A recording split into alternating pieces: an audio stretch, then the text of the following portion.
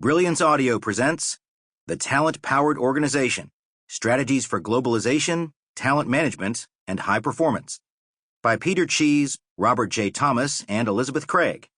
Performed by Brian Troxell.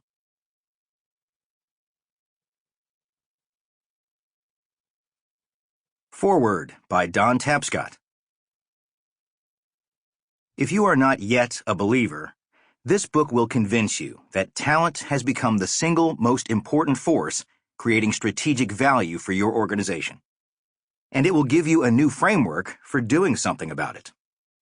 Under industrial capitalism, the key corporate assets were physical resources, physical plant, and financial capital.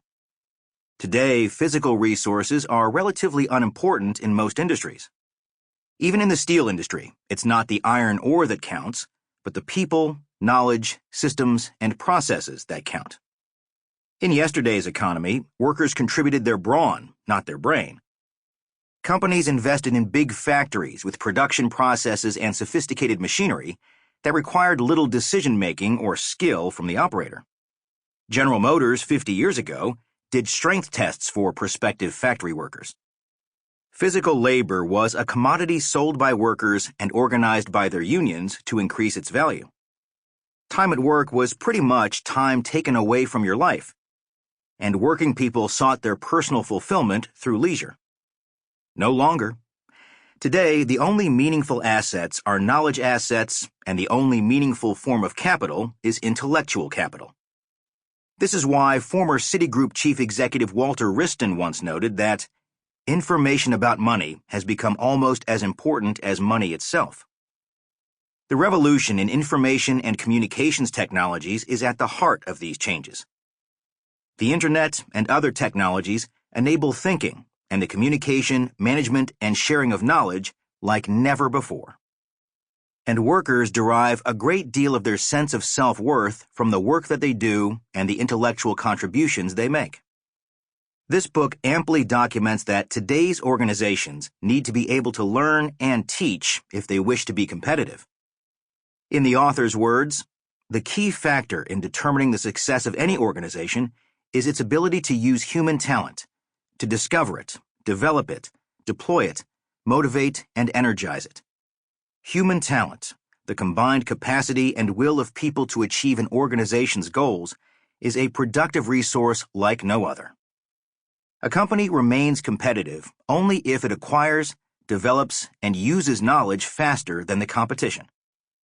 Any firm can have the same technology as another company. Any product can be copied. Competitive advantage is ephemeral as firms constantly seek new ways to create value.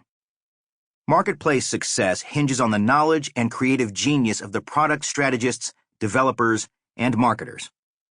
Peter Senge was right to note many years ago that organizational learning becomes a critical competitive advantage. Coupled with this corporate transformation is the arrival of a generation of workers with a completely new approach to the workplace. Today's youth are the first generation to come of age in the digital age. Computers and networks are transforming business, entertainment, government, and every institution around them. Unlike their parents, they have no fear of the new technology because it is not technology to them. I call them the net generation. Their arrival is causing a generation lap. They are lapping their parents on the info track. For the first time ever, children are an authority on a central innovation facing society. This has profound implications for corporations. Although the net generation is savvy, confident, upbeat, open-minded, creative, and independent, they are a challenge to manage. To meet their demands for more learning opportunities and responsibility ownership, instant feedback, greater work-life balance, and stronger workplace relationships, companies must alter their culture and management approaches, while continuing to respect the needs of older employees. Properly cultivated, this generation's attributes will be a critical source of innovation and competitive advantage to the organization. But while the demand for knowledge workers grows, the domestic supply is shrinking. Enrollment in science and technology faculties is declining in the U.S. and other Western countries. The Sample complete. Ready to continue?